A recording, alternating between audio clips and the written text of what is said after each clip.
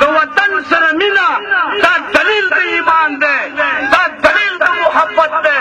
نو مسلمانان ورلو وګورئ نن دور کې هر ځای کې پښتون د رکشې نه راتا کوي، پیسې ترې اخلي، تباهوي، ذلیل کوي، سپک کوي.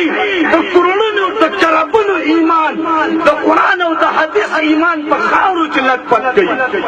سردار کونین صلی الله علیه وسلم فرمایي من ظلم ذميا كنت حجيجه يوم القيامه. اے مسلمانانو ورونو، سردار کونین فرمایي چا چې ظلم د هندو سره وکړو زه د هندو په خوا ولاړ یم د قیامت په ورځ باندې. ظلم ډېر بد شی دی. ظالمان د خاورو لاندې به وي، ذلیل به وي او تباه به وي.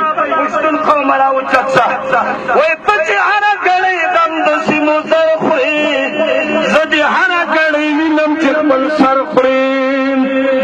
ته چې هره ګړۍ غم د سیمو زر خورې، زه دې هره ګړۍ وینم چې خپل سر خورې. که چاته له د انصاف په لاس کې درکړه خپل خر او د بل اسبه برابر کړي. که چاته له د انصاف په لاس کې درکړه خپل خر او د بل اسبه برابر کړي. تو لعنت دې هم په داسې منصفۍ شه چې د حق د باطل ورته ګذر کړي. بدخواهاو ته څوک نیک نصیحت نه کا، رحمان ستا په غم شریک دی که باور کړي.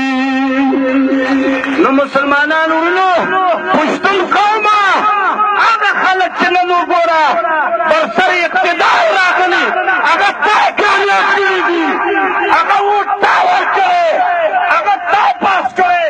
خان باچا خان مرحوم سن 88 کې د میزان په چوک باندې جلسه وکړه او ویې ویلې چې لر و بر یو افغان.